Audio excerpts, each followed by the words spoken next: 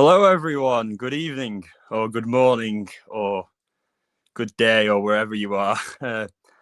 Glad to have you all here. And today we're going to be discussing a lot of different topics because there's so much going on in the world of true crime at the moment, and the world in general. Hi, Amber. Glad you could join us. ATS News, one of my moderators here.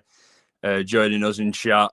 She's doing big time at the moment, so I really appreciate her making the effort to come here despite that, because we all have our stuff to do off of YouTube, and it's great that she's still coming here and doing her mod duty when she's doing her mothering duty as well at the same time. She's balancing the two.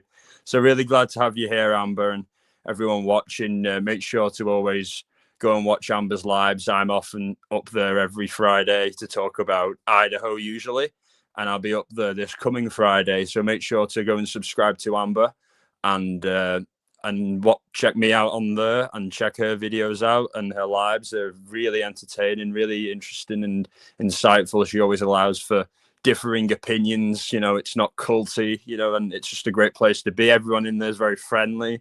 You know what I mean? It's very open, and it's not a place you ever have to be worried about or intimidated by. It's very friendly, great place to be.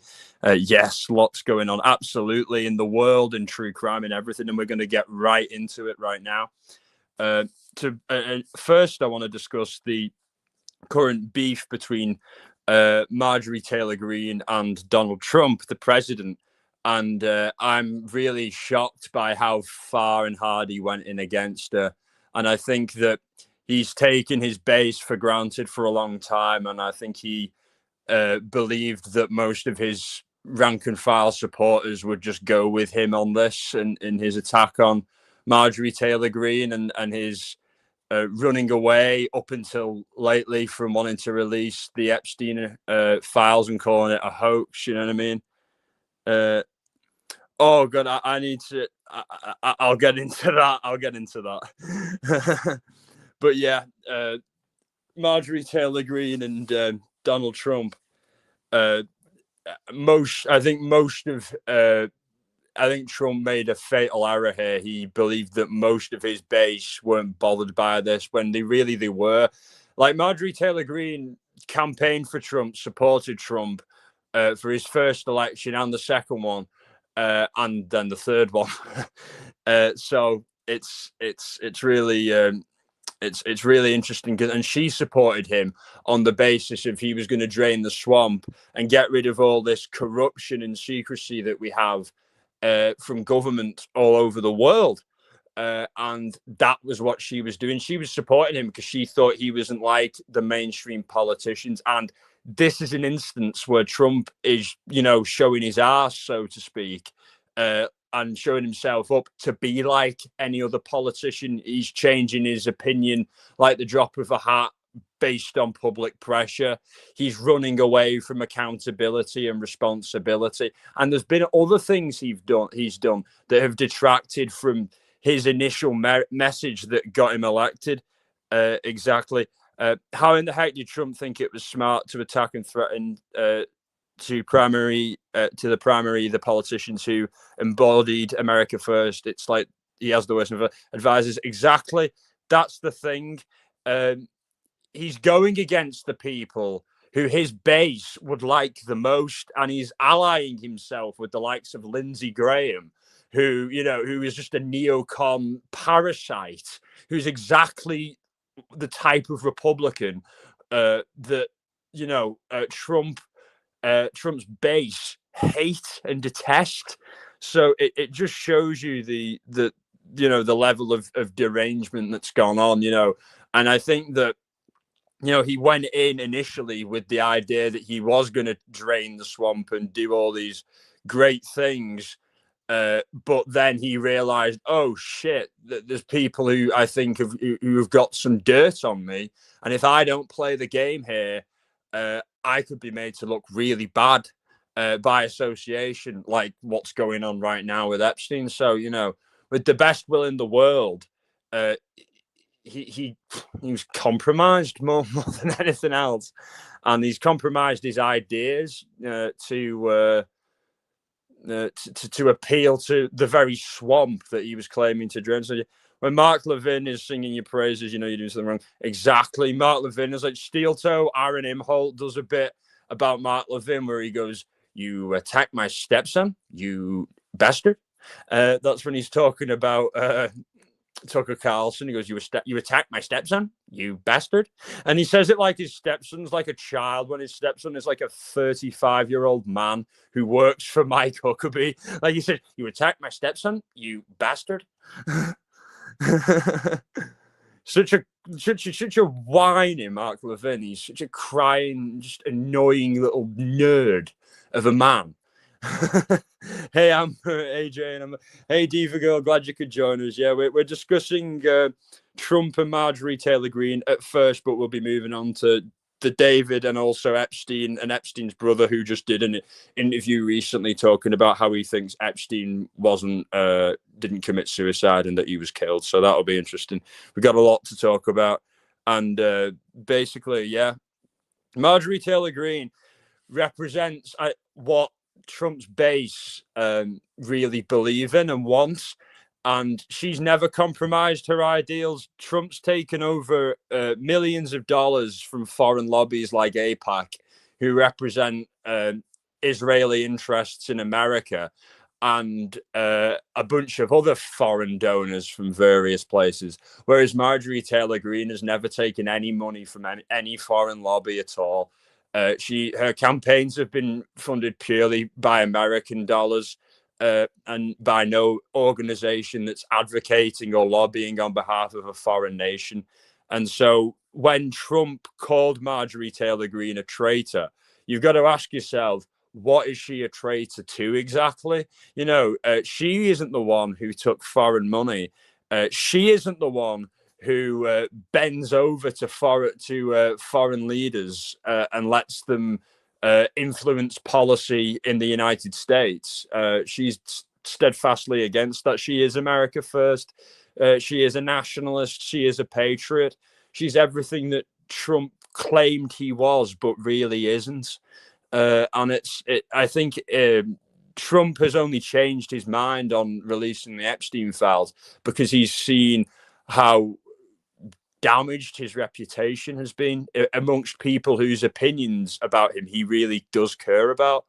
The people who got him elected twice, you know, it's shocking how overt this whole situation is, and it's shocking how quickly it took him to just completely change his whole attitude on the whole thing. It went from the Epstein hoax, it's a Democrat conspiracy and all this nonsense, you know what I mean, to saying I support the full release of them.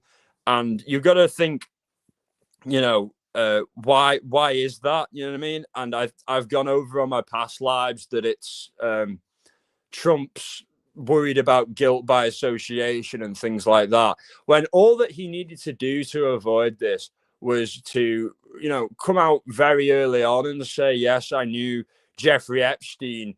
I knew he used to hang around with these young women and they could have been underage. And the situation all seemed kind of strange. And I felt uncomfortable by it, but didn't do anything and didn't say anything to anyone about it, like authorities, when in hindsight I really should have done, and I'm sorry for that, and I hold my hands up. If he'd have done that early on, none of this situation would be happening for him right now. But it's his lack of judgment, and like Clearwater Gacy was saying, terrible advisors in his ear. He hasn't got the people who made him around him. He's got people who are neocons, who are people who want America to be in more foreign wars, who want exactly what the people, the policies that Trump run on.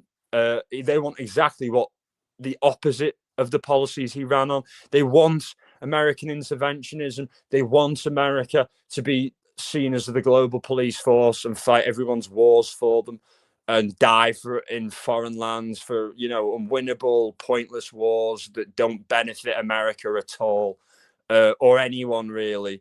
And exactly. And Yeah, he promised to release the list years ago. Exactly. It was a campaign promise, you know what I mean? He promised to go in hard against them and then realized, oh, there's these emails where I'm mentioned in not a great way, and we'll get into that. There's an email exchange between Epstein and his brother, and they basically talk about Epstein's brother Mark, not Mark Levin, Mark Epstein, but they talk about do you still have that picture of Trump blowing Bubba? And Bubba isn't, people were saying that's Bubba or Bill Clinton. It isn't Bill Clinton. Bubba was the name of Ghislaine Maxwell's horse. Okay. And they were talking about having pictures of Trump doing that and having Putin have them. And you've got to think, is this true or is this a joke? Or is this Epstein saying things to humiliate Trump, or spreading rumors about him or whatever? Because personally, I don't believe he did that. I think that's like outrageous. The whole video of Trump being pissed on by Russian escorts, I buy that. I can believe that. You know what I mean? Because but him committing bestiality, I think is a bit of a stretch. So I think that was probably Trump didn't want that to even be said, because I don't believe it to be true at all. I think it's nonsense. But I think that he would be like, oh, now like that would be used by Democrats and the media to just destroy me, to just absolutely. It'd be SNL would do a sketch about it, as you know they probably will do now, and it will snowball and it will just eat away at him. Uh, Exactly. That's exactly they're like they say there, because they thought Bubba, when in the emails they thought Bubba meant Bubba Clinton, but it was Ghislaine's horse. But yeah, Clinton isn't. Yeah, Clinton's proclivities extend to younger women, not men. You know, and I wouldn't. You know, Trump isn't. You know, neither of those guys in any way. I think have a homosexual bone in their bodies. I think that they're very much into women and younger women at that. And you know that's probably just about how crazy this whole thing has gotten. That I think after P Diddy and all the stuff to do with him and Epstein and all that, that like people just believe anything, that anything can be true. You know what I mean? But you've got to exercise a degree of rationality here and objectivity, because just because something sounds funny or outrageous doesn't make it true. Obviously, the stuff with the grooming and the abuse and all that stuff isn't funny. But yeah, if Trump blew Clinton, that would be hilarious. It would be hilarious. You know what I mean? Yeah, discernment would be the word, exactly, discernment. But yeah, I don't think that did happen though. But I don't think the horse thing happened either. I just think that it's why I think Trump didn't want it out. There's multiple reasons. I think donors are mentioned in there, and Mark Epstein, Jeffrey Epstein's brother, says he believes that Trump is going to redact the hell out of these files and these future emails that will be coming out, to get rid of Republican donors and Republicans' names, and to try and make it a Democrat thing, to shift the blame onto them, and so that it doesn't dirty him, when in reality it's a bipartisan issue. Both sides are up to their necks in this type of thing. They're both corrupt, they're both dirty, and the sooner the world realizes that whatever, if you live in a country with a 2-party system, a 3-party system, or a 1-party system, the reality is these people at the top have all been blackmailed, are all corrupt, and don't believe and don't practice what they preach. It may sound cynical, but just study their behavior, study these people, look at what they say versus what they do, and then tell me I'm wrong and I'm cynical, because I really don't think I am. And I think more and more people are realizing this is the case with our so-called leaders, that, you know, that they're really, really not the types of personalities that should be leading anything, never mind countries. But yeah, it says a lot about that. But The good thing is that even if they do redact the hell out of this stuff, which they will, all in the interests of national security, I'm sure, which is such an abused thing. It's part of the tyranny of the 21st century. That these legislations, but protecting national security and prevention of terror, all these kinds of things are used as tools of a police state to stop. If you have freedom of information, you have freedom of information. This national security is abused like hell, and it needs to stop. But the good thing around it, the good thing, they can't do this. They can try it, they can do it, but it won't work because Thomas Massie and Marjorie Taylor Greene have already promised that they will read the names, all the names, unredacted in Congress if that happens. So I think Trump may see that and go, I'm not going to give this woman another W over me, another win over me. By letting her do that, because it's the Israeli lobby, the Zionists in the Republican Party, the Zionists in Israel, Netanyahu, hate Marjorie Taylor Greene, hate Thomas Massie, because if she was president, if they were president, they wouldn't be giving billions of dollars to Israel. They wouldn't be giving any money to Israel. Israel, for the first time in its history, would have to look after itself. And that is daunting and terrifying to the Israeli government because they are a nation in the desert, essentially. They claim to be a promised land, but they're barren in regards to resources. There's no oil there, and they've got a Dead Sea. That's why they're into this whole Greater Israel plot and trying to get America to fight these wars for them so that their men don't have to die in them. That's why they want to take Syria, they want to take Iraq, they want to take Palestine, they want to take Lebanon, so that they can get hold of the oil. This whole religious narrative that this is what was promised to us 3,000 years ago. The majority of the Israeli government are not really religious Jews. They use this as convenience. So if you attack them and say, it's wrong that you have this expansionist mentality, it's only going to inflame tensions in the Middle East and result in more terrorism and war and killing. They say you're anti-Semitic because it's in our religion that this is promised to us, when, like I'm saying, the majority of the Likud party, the majority of Netanyahu's party, the majority of the government, they are secular Jews. They may go to temple, synagogue for holidays, you know what I mean? But do they practice every single tenet of Judaism to the core? No, they don't. No, they don't. And the whole ideology of Zionism, anyway, is a secular nationalism. It isn't.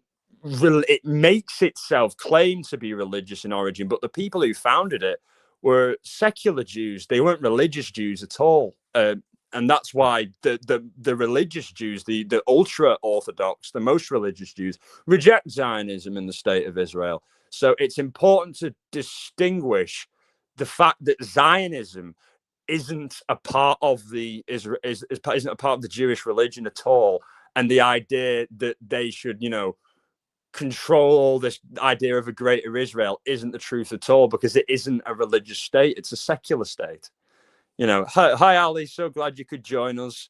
And if you've been sent the StreamYard link, so if you'd like to hop up, you're more than welcome to.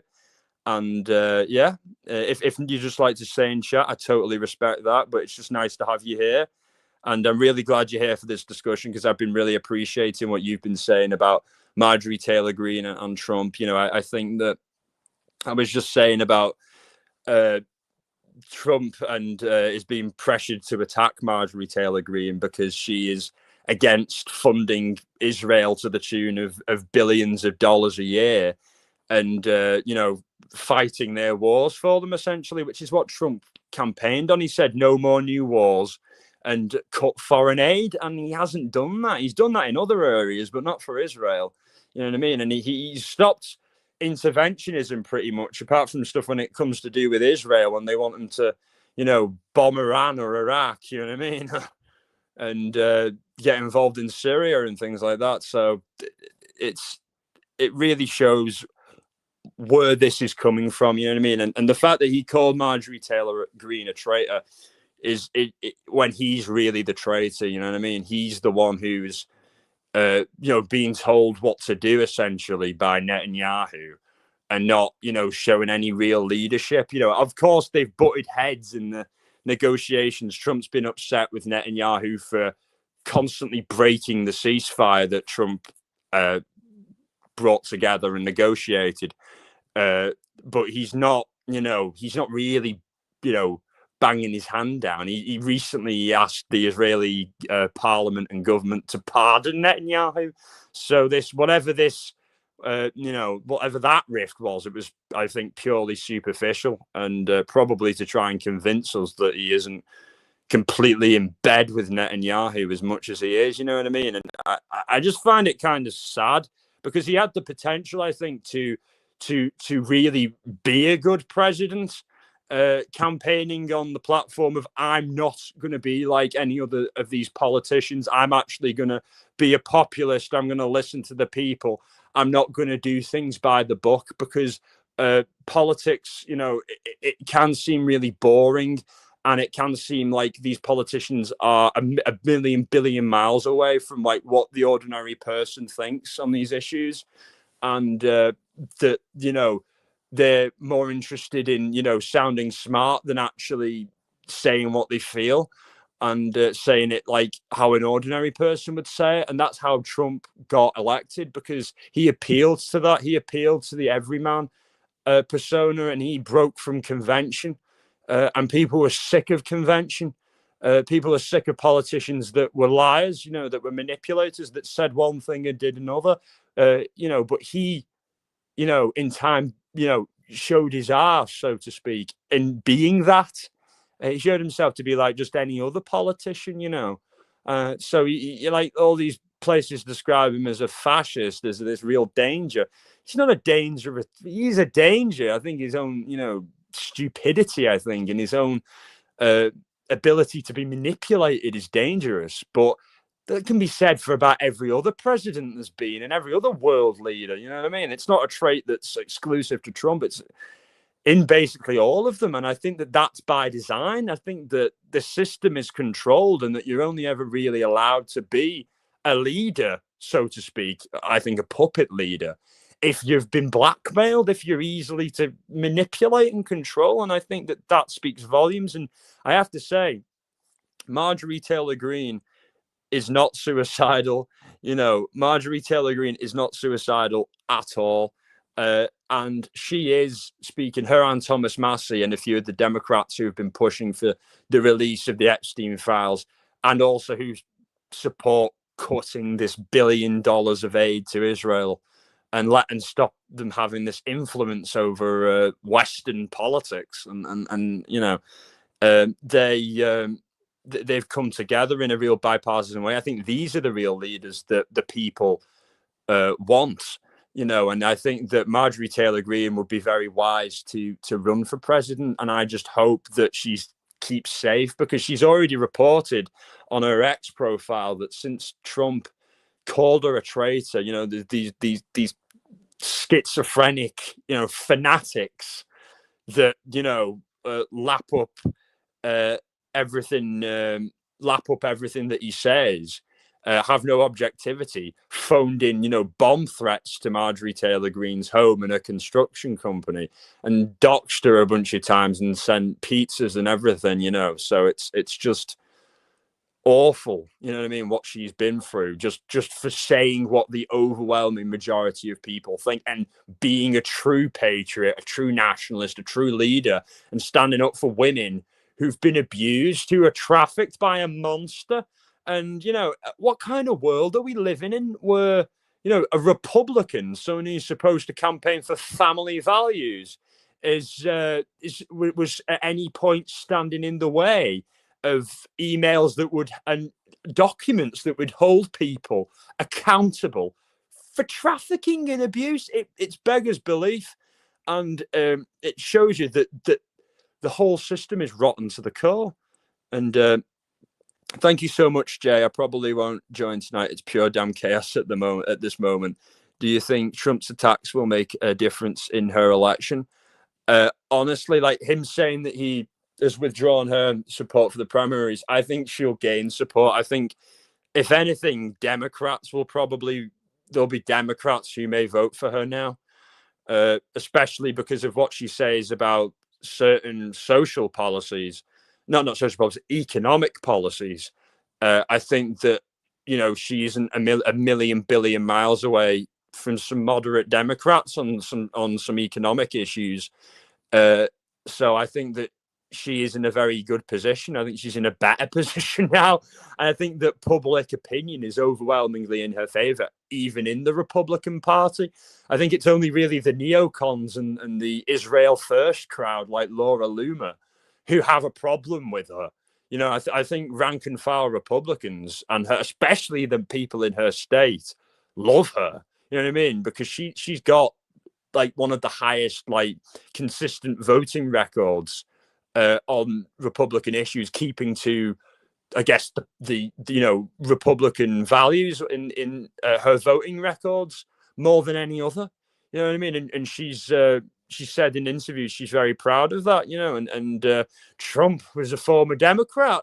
So it shows you how strange and bizarre the world of MAGA and politics in general are, because it shows you that you never really have any friends, and in politics, it's very, very interesting. It's often compared to Hollywood, and she's like, Alex says, it's pretty nice to see two sides come together for what's right, and I completely agree, Alex. It's nice that we've had so many years of left versus right, and I think that they killed Charlie Kirk. I think he was assassinated, and I don't think it was done in the way that we've been told at all.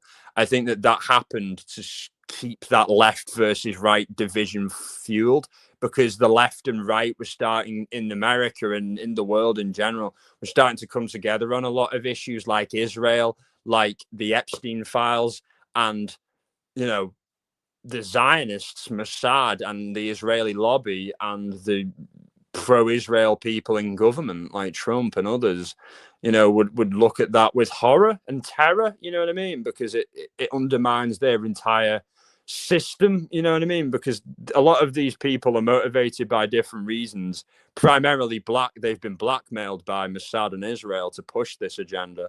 But some of them have this bizarre religious belief that they think that they're being good Christians by advocating for Israel. But, Israel's bombed Christian churches in Gaza. So, they know. And, Christians are often spat at by, not, this isn't every Israeli, of course, but some Israelis spit on Christians, you know what I mean? So it's hardly an attack them. So it's hardly, this happens quite regularly. So it's hardly a place that's very welcoming to Christians, and there never really has been in certain areas. Jerusalem, obviously, the tour guides will be very nice to you, but if you go into the neighborhoods, particular neighborhoods, you might get attacked. But for being a Christian, for just wearing a cross, I've seen videos of it. It's horrible, so this is propaganda, and hopefully more and more people wake up to Cat said, I saw him on X. He's a nutcase, and I think that the fact that people reacted to him with such disdain and condemned him for the way he was, his bad take, just says it all. And Trump's, like I said, like I keep saying, Trump's only changed his hand on this because he's been forced, because he's seen public opinion is massively against him on this. And, his whole legacy could be, and is going to be clouded by this, and his presidency isn't going to be what he wants, going to be remembered how he wants it to be at all. He wants to be remembered as a rebel, as a guy who changed things when he set out to be seen that way. But in the process, he got compromised and ended up being just like everybody else, really, except he dealt with the immigration issue more overtly and directly than any of his predecessors, really. I think that, yeah, that is a good thing he's done. You know, we've just, you know, I've looked into the case of Rachel Morin. I hope I'm pronouncing it right. Morin, who was killed by an illegal immigrant who was in America, and he was already wanted for murder in his home country of El Salvador or Honduras, I think it was. So that was under Biden. You know what I mean? So I appreciate, and I'm glad that the illegal immigration is being dealt with. You know what I mean? Because with legal immigration, you know who the person is, their background, you know, their character, even. But with an illegal immigration, you don't know who they are. You don't know if they've committed crimes before. So that is one good thing I'll give him credit on. But in regards of this whole "I'm going to drain the swamp" thing, he hasn't drained it at all. He has, up until very recently, been protecting it and trying to maintain it. You know, but yeah, and. So I don't think it's going to affect her. She has done what the people in her town want all the way. You know, you're so right, Alex. I completely agree. She's listened to the concerns of the public and she's fought for it. She hasn't let any of the slander that's been said about her, any of the attacks, the threats that's been done on her by someone. You know, it couldn't be more personal. Like Alex, like, and everyone watching. Imagine if you like support someone, like, you know, are there for them, you know, help them, campaign for them, go to bat for them, basically defend them all the time for years, for 12 years. You know what I mean? Like, only to be, you know, for them to turn around and call you a traitor and say that you're dangerous and that you're a lunatic, all because for the crime of wanting justice for victims of abuse and trafficking. You know what I mean? Like for that, and for not agreeing that Israel should, you know, get billions of dollars. You know what I mean? Like for that, she's a traitor. So like, what is he saying she's a traitor to? You know what I mean? Clearly not America. So then to Israel, to, you know, to who? To Epstein, to predators. You know, like what does that mean? You know what I mean? She's no traitor. He's the traitor. Because he, you know, he betrayed his ideas. He said he was going to, you know, deal with this head on, and no more new wars, and drain the swamp, no more business as usual. And, you know, that in some areas, yes, but in most of them now, you know what I mean? And it's a weak job, and a lot of people are disappointed, and rightfully so. And yeah, it's so great that everyone's being so interactive at the moment. And yeah, my family is Christian Lebanese. They don't treat any Arab well. Doesn't matter religion. Exactly. You know what I mean? Like, they always make this thing about Israeli Arabs and things like that. I've even heard news of like Jews in Israel who come from like other countries like Afghanistan and Iran and Iraq, just being like persecuted there.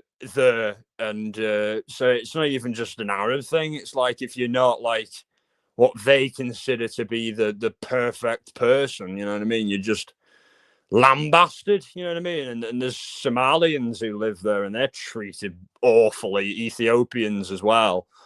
So Israel really isn't this open and tolerant place that it may try to portray itself as. You know what I mean? If you're not one of them, it's you know, it's akin to the way, you know, Afghanistan is to a degree. You know what I mean? Like the Taliban run it. You know, if you're not, you know, doing their form of Islam, their extreme form of Islam, you'll be persecuted and you know, harassed. So I really think that is the case. You know, and yeah. I do the UK speech laws impact you talking about Israel like this. Just curious. Well, lucky for me, I'm not currently in the UK, so I've kind of dodged that one. But even like, I split my time between America and the UK. Long story, but I'll get into it sometime. But yeah, even in the UK, I think that none of what I have said could be considered hate speech because I'm making the clear distinction between the state of Israel and Jewish people. If I was saying all Jews and Jewish people in general, then yeah, but because I'm criticizing a government, then and not even just the nation as a whole, I'm talking about the policies of an administration. There's nothing that's actionable at all. You know, but that can be said. The bar though is if it's like insulting or someone finds it distressing. So I guess yes, but a lot of police services in Britain have said that they're no longer going to investigate non-crime hate offences or cases where people say something's made them offended or anxious, because they're just not going to do that anymore due to public pressure and due to their resources being worn thin, because I think they've got better things to investigate, like I don't know, grooming gangs and like sexual assaults of women and children that are rampant going on at the moment in the UK. Yeah, damn! I wish I wasn't busy right now, because I love this because this is a conversation I love to have. Exactly, Ali. You know what I mean? You're always welcome on live. You know what I mean? And I'll go live again, hopefully, maybe over the weekend. And if there's any with some more updates, so maybe you can join me then when you're not as busy. And that would be great. You know what I mean? And I'd love to hear some of your thoughts on it on panel, and maybe Amber can join as well, because before one of her lives over the weekend. So hopefully we can arrange that. And it's always great that Amber always manages to text you so that she lets you know that I'm going to be live and I want you as a guest, because that always helps, because it's great having multiple guests. I really like it, but I don't mind doing a solo one. Exactly. Spend millions of your own dollars. Exactly.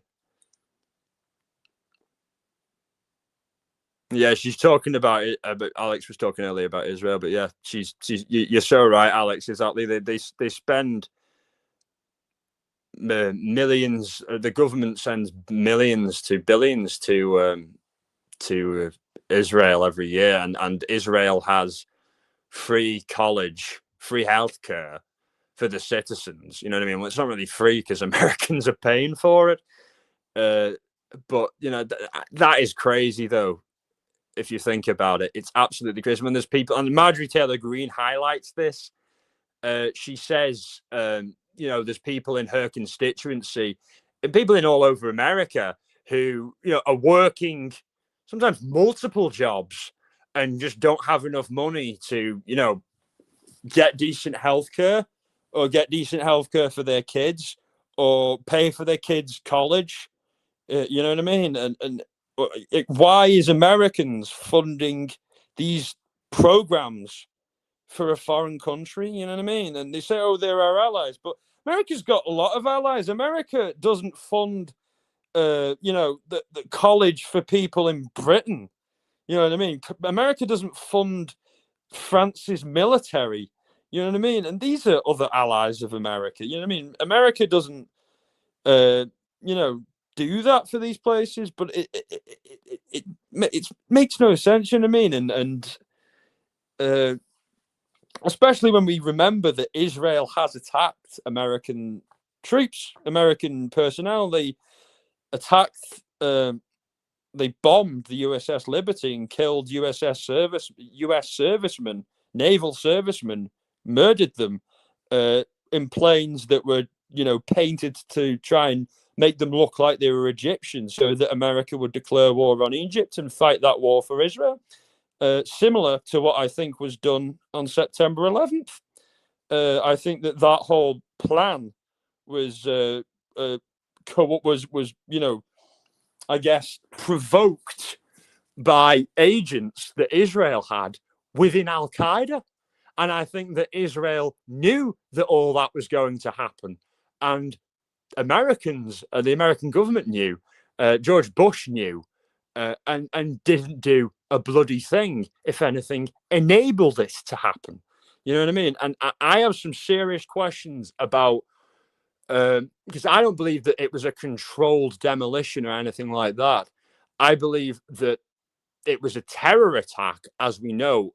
Al Qaeda did it, but it was suggested by agents, and Israel said do this initially as a way to get America to invade the Middle East and to take care of Israel's enemies, so that those countries could become, a part of a greater Israel. Because, like I said earlier, Israel doesn't have any natural resources, and oil is at the bottom of this. Religion plays a very minimal part in this. It's used by them so that as a shield, when in reality, this is about a land grab. This is about resources. This is politics. This isn't religion, at all. And it's not, in any kind of, of their scriptures to say, all these lands are ours. It doesn't say that. You know what I mean? It's a very interesting and deep, multifaceted issue that I'm never going to be able to totally explain in a 1 hour live, because obviously it is only going to be an hour tonight, because Alex Erickson is going to be live after this, and she's going to be discussing a new true crime case, which I'm not familiar with, but I'm excited to hear about. And the women have better maternity leave too. Is it exactly? The women have better maternity leave too. I messed that up at first. But yeah, you're right, Amber, they do. And the men have more leave as well. And it's really sad that, they can have all these great social policies and a better society for their citizens, all off the backs of, Americans' dollars. You know what I mean? And all these supposed Republicans who defend this, when, as a conservative, that means you conserve wealth, you save wealth, you don't give it away needlessly. And that's what they've been doing for years, and it's a travesty. It's an absolute travesty. And they get paid overseas vacations, almost annual paid overseas vacations. Exactly. It's insanity. It's the biggest grift going. I think Marjorie Taylor Greene would be the best leader America's ever had. And she would cut foreign aid completely. And American tax dollars can be spent on Americans. And she would, have no swamp, and there'll be no people left in the country who are above the law, who are above reproach, like there already are, because that whole thing stinks of monarchy. And I seem to remember that monarchy was booted out of America through the barrel of a gun. You know what I mean? And this whole system of these people are intouchable, that stinks of Britain. That stinks of the royal family. That stinks of monarchy to me. And that isn't America. That isn't what America stands for. And in the Constitution, it's about all men created equal. The law should be followed and upheld against everybody equally. You know what I mean? And to have the president, be so nervous and skittish about this, it's an embarrassment. You know what I mean? And I'm sure we're on the edge of a precipice right here, and I think that we're in very interesting times. I really hope she runs. I really hope Marjorie Taylor Greene runs with Thomas Massey as vice, because I think her as the first female president would be such an FU to Hillary Clinton. Because Hillary Clinton is such an awful garbage woman. When she was in government with Obama, she oversaw the regime change and overthrow of Gaddafi in Libya. And their negligence and incompetence led to people connected to ISIS taking over, and then women being traded as sex slaves openly in the streets. You know what I mean? And then she said that she'd done so much good for the women of Libya. You know what I mean? She's a sick person, and I've heard all kinds of disgusting rumors about her and Clinton to do with Epstein and all this. So we might be hearing some stories about them, and we might see their day in court too. Hopefully, you know what I mean. No one's above this, and I hope that all the powerful people in America and in the world in general, because it's not just Americans, are shaking in their boots at the moment because, you know, for the first time in their lives, they don't feel untouchable anymore, and they never should have been. There shouldn't be untouchable people, and hopefully this is the start of a new world, of a new America, where these institutions, these systems of control and power and blackmail and influence don't exist anymore, you know. And they all say America first, meanwhile, exactly like Ted Cruz, Trump, JD Vance, all these other, you know, America first. And Laura Loomer also says she's America first, which is laughable. You know what I mean? They're all, you know, seemingly America last, Israel first, you know, and it's a sad state of affairs. And I don't think that, you know, a lot of them really believe this. It just feels to me like they're blackmailed, you know what I mean, up to their noses. And I think more and more people are seeing it that way, because I don't see how, you know, Israel, you know, earn the amount of money that they're given in aid and deserve all this privilege that they're given and protection. You know what I mean? What do they give back? I don't see any giving back. You know what I mean? In terms of what they provide. You know, they say it's the only democracy in the Middle East. You know what I mean? But Lebanon is a democracy. Turkey is a democracy. These countries are secular. You know what I mean? You know, that majority Muslim, but they're not just Muslim. You know what I mean? There's a lot of Christians in there, some Jews and some Druids. I forget how to. I might be mispronouncing it, but Druids people as well. They're like a Middle Eastern people who have quite a syncretic kind of religious view that kind of mixes like a lot of them together.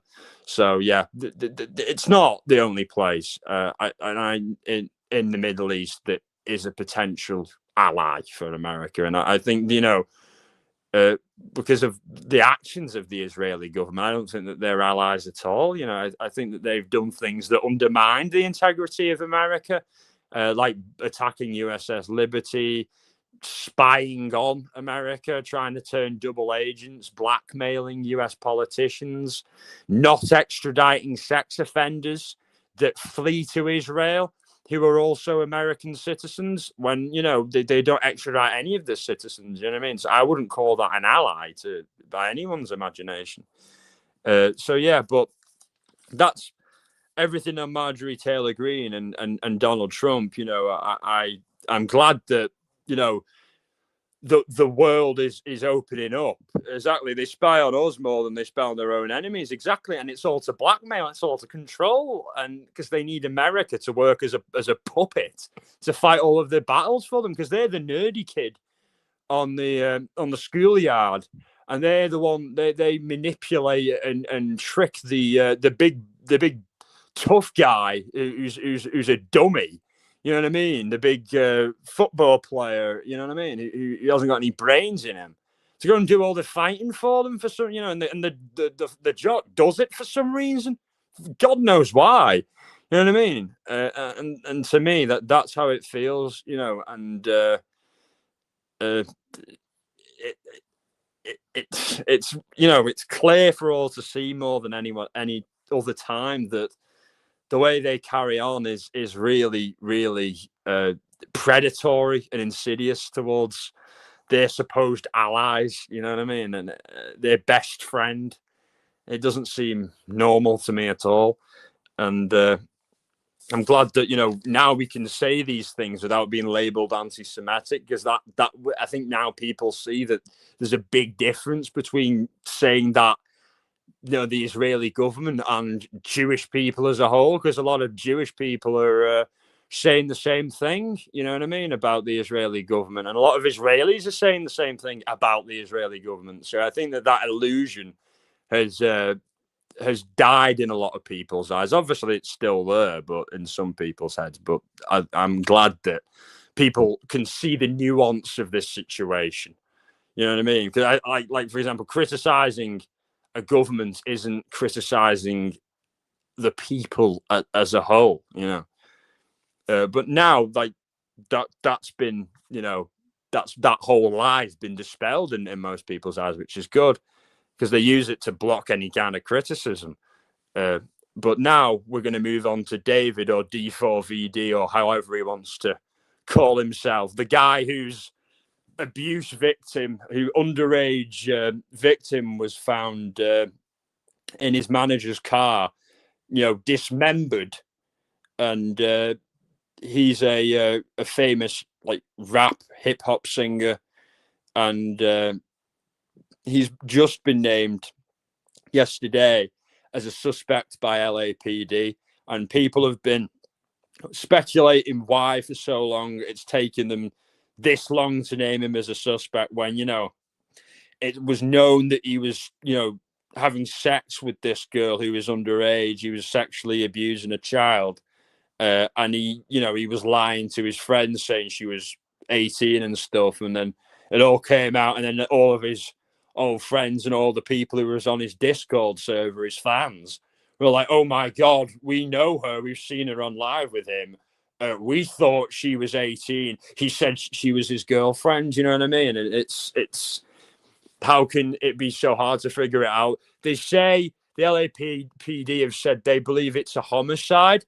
They're investigating it as a homicide, and that they think that multiple people had to have been involved because of the way she was dismembered. And they're saying homicide, but I think it's more negligent homicide. I think that she probably OD'd, and they're like, we've got an OD'd chick here. She's a child. She's underage. She's known to have been having sex with our guy here, David, and this is I'm thinking his manager's saying this, because it was his manager's car, his manager's rental car that she was found in. And his manager's like, right, what do we do? And I think the dismembering was done because I think that they did it so that they could scatter the body parts. I saw this in a film called, I think it was called Let's Kill Mort, or We Killed Mort's Wife, or Let's Kill Mort's Wife, where this guy's wife is like a total bitch to him, and like she came on to one of his friends at a party, and his friend in anger like accidentally like hit her or something, and or like pushed her away. He pushed her away and she banged her head and she died, and then they covered it up.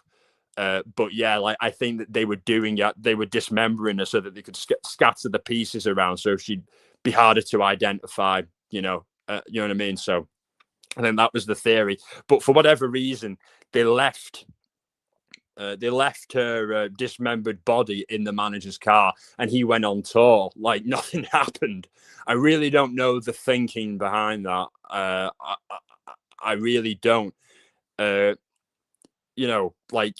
people can say, oh, maybe they were framed, but like, dude, how do you know that like your rental? You know what I mean? Like, surely you'd have track of where your car is. You know what I mean? And you'd be the one that would have access to your car. If someone broke into it, you'd know. You know what I mean? And it's been proven that she was already there before they left. So and it's very suspicious. It's all very suspicious. I totally agree. I think the manager is focal to this, and I think that he's the other party that's involved in this, and there may have been other friends of David's there at a party that night. I mean, obviously this is speculation from me, but the dismembered part, knowing what he was into himself, he was into drugs and all this kinds of stuff, partying, like young people are generally. But like, I think that seems to me to be it, because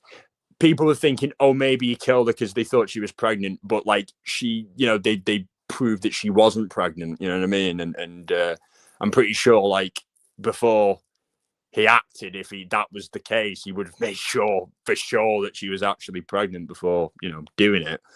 And even still, I think that he would have been rich enough and had the connections through his manager enough to get her to have a private hush abortion, and it be all covered up and swept under the rug. So I don't believe that narrative.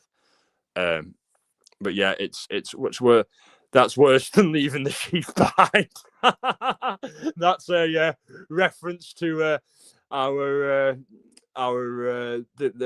not friend, our enemy, Mr. Brian Koberger, who did the Idaho 4 killings who left his fucking sheath behind like the criminal mastermind he is. So, yeah, these people are so stupid. Like, looking into true crimes, you just think, how can people be so stupid? You know what I mean? I'm like, maybe it's like they panic in the moment and freak out, but like, you know, it's just like, how can you be this dumb? How can you be this naive? You know what I mean? There's got to be some kind of mental illness going on, and drugs more than likely. They said David hasn't cooperated with the police yet. That's true. He's lawyered up. He's got the same lawyer that represented Harvey Weinstein. So he's picked his defense lawyer well. Although she didn't get him off, she's known as a very stern and tough defense lawyer. I was talking about her in my live previous. She's like one of the most respected female lawyers in all of America. I think she's the highest paid one. So he's certainly picked his lawyer well, and I think that says a lot. She won't have him talk to the police. I'm pretty sure she's probably going to adopt the tactic of say as little as possible, distance yourself as much as possible, and try and place the blame on someone else. And I think that will be his tactics. I think that he'll try and place blame elsewhere. You know what I mean? But at the very least, it's desecration of a corpse. If he didn't murder her, it's desecration of a corpse. It's negligent homicide because I think that they gave her drugs, and it's also multiple counts of statutory rape that he would be charged with. You know what I mean? But it remains to be seen. I am interested that they're investigating it as a homicide because they may have proof that it was a homicide. But then that comes into the territory of, was this some kind of eyes wide shut, sadistic kind of sacrifice or sex party gone mad situation, you know what I mean, or abuse freak off type thing, you know what I mean, where powerful people do sick evil things to young children, you know what I mean, and sometimes even kill them, you know what I mean, and these things do happen. They just don't want us to think they happen because we start asking some questions of our leaders and the company they keep. So that is a possibility. And then I know Cher has that thought, and her and Mark were going to come up tonight, but I think things are a little bit busy for them as well. It seems like everyone's busy tonight. So I've done it solo, my first solo live back from when I've had my break. So, and I think it's done pretty well. You know what I mean? I don't like the idea of going solo, but chat's been so busy, and obviously I've had so much to talk about with these topics. You know what I mean? They're so ever expanding that it's been pretty easy going for me. I hope people have enjoyed it and have appreciated it, and I've been able to keep the flow going well for you all. And but I think it's really, really interesting to see. Thanks, Amber. I'm so glad you've enjoyed it. Yeah, I'm gonna just finish off now because Alex Ericsson's gonna be live either soon or now if she isn't already. And hideous, hateful gaggle. Yeah, thank you very much. Thank you very much. Oh yeah, opinion on. Oh yeah, great. Thank you for reminding me. That is a good thing to finish on. Opinion on Stuttering John striking Shuley. Okay, I think it's ridiculous, to be honest with you, because it's like, I get he's sick of the bullshit that Shuley does, and Shuley is a shit. He is a shit. Shuley was friends with a guy who was a producer who turned out to be a sex offender. You know what I mean? And a lot of people believe that Shuley may have known that he was charged with this and didn't say anything about it, hoping that no one on YouTube would find out. And that makes Shuley a shit person, because it's just like Trump. If you're friends with someone who's a shitbag, who's done something really messed up, what you need to do is you need to be as transparent and forthcoming as possible. Because if you're secretive and you're hesitant to be, transparent with information, people will suspect things of you. I think honesty is always the best policy. That's what you can learn from this. But the reason John struck Shuley is because Shuley was criticizing Ava, the person that John has on his stream. You know what I mean? But like, I think it's a situation of if you can, if you're gonna give it, you've got to be able to take it. You know what I mean? I don't agree. I believe in ultimate freedom of speech. I don't think there should be any striking. I don't really like copyright either. I think it's a false morality. I believe that if you put something out into the world, really it's the world's. I understand like artists and things, and I am an artist and people use that to make their money. But ultimately, like, that isn't why I do music. I do it because I enjoy it, and it's a way for me to say or like express what I think in a different kind of way. And a lot of my music isn't lyrics; it's just instrumentals.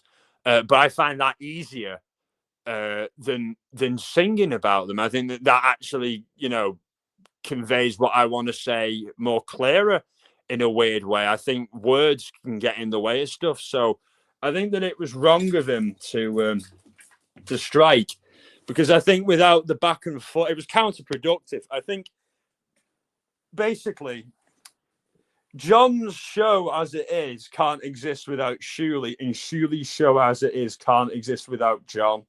You know what I mean? That's the crazy thing about it. You know what I mean? Like John's super chats, wouldn't be the same without the Shuley fans, and the Carl fans going in there and baiting him. He wouldn't get the same kind of money. He wouldn't get the same kind of attention, the same kind of views.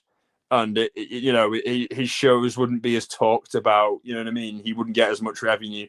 And Shuley's, if he didn't talk about John, it's all he bloody talks about, really. So, what show's he going to do without John? You know what I mean? He tried to do the whole Corey Feldman bandwagon that people jump on, just having a go at Corey Feldman, who you got to remember was abused as a child sexually. So, like, people laugh at Corey Feldman and go, "Isn't he cringe? Isn't he this? Isn't he that?" The guy was fucking sexually abused. So, and he's done a movie where he talks about Hollywood predators, and that's a real serious issue.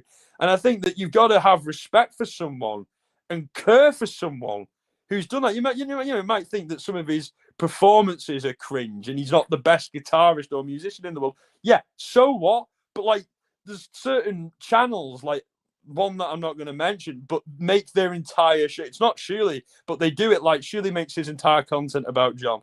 Jim and them, or make their entire content about Corey Feldman. You know what I mean? And like, that in itself is bizarre. It's weird, but like, hating on Corey, you know what I mean? Like, I respect him for having the balls to tell the truth about what happened, have the guts. You know what I mean? It's not easy to admit abuse, and especially not easy to admit abuse if you're a man. You know what I mean? It's not easy at all. You know what I mean? I think that's a major thing, and he had the confidence to say he was abused, but not just by some sick relative or some person in the street, but by powerful people who could do him harm. You know what I mean? I think that's lost in a lot of people's eyes, and I'm inclined to believe that what he says about Charlie Sheen is the truth, that he abused Corey Haim. You know what I mean? Because he's not sued Corey. Charlie Sheen hasn't sued Corey Feldman over it, so that says a lot. Because if it was so untrue, why didn't he sue? But yeah, I completely agree. I'm but mad respect for him, especially in Hollywood. I completely agree. It's like, that's the sad thing. You see people like Corey or Marjorie Taylor Greene, stand up against abuse or going against abuse, and they get hate for it. They get, like, why is that? You know what I mean? It says a lot about our society and the world that, someone stands up for, what should be the most bipartisan, undebatable, just cause there is, standing up against abuse and pedophiles and rapists. Like, people are attacked for doing that. I really hope that when I'm an old man dying, that I can die in a world where that isn't the case anymore. You know what I mean? We're there isn't this network of protection for sick people. Yeah. I would have clipped this for John's show, but you said you were opposed to John striking. Can't use it now. Yeah. Jay Warren turned on me. He did the turn. And like what I'd say is John turned on us. He turned on me. He turned on himself by, turning on his ideals. You know what I mean? I thought he stood for stuff, but he didn't really stand for anything. It's like whoever gets in his ear and screams the loudest, it seems to be that's who sets his narrative. But I still think he's a much better person compared to Shuley. You know what I mean? And compared to Anthony Cumia. So, like, I'll never do those guys' shows. So he doesn't have to worry about me doing that. You know what I mean? So he can be grateful I'm not going to pull a quad father on him. I'm not going to do what Adam Bush did or any of these other people. You know what I mean? So I think he'll come around and he'll apologize. And when he does, I will accept that. And then he will have my support again. But until then, no. But, that's how it is. But, yeah, thank you, everyone, for being here. I'm going to end it now and because Alex Ericsson's on. And he said, how do you want to be described in the clip? Political commentator Jay Warren likens Shuley's lack of transparency to Trump's Epstein gaffe. Sure, if you're going to send it to John, yeah, send it like that, and I'll see and just tell me what he says. It'll be interesting to see what John says. So I like him to see what he says, because who knows, he might want to have me on. We can air out our differences on his channel. Nice one, man. But yeah, thank you everyone for coming in chat tonight, and thank you everyone for being here and watching and being so interactive in chat. This has probably been the most like chat heavy live I've done. Most active chat, and that's great. And hopefully I'll do another live soon and over the weekend to cover more of these topics and any more new ones that come up. And hopefully you'll join me over at Alex Ericsson's channel for her live. And I'll see you all soon. Thank you very much.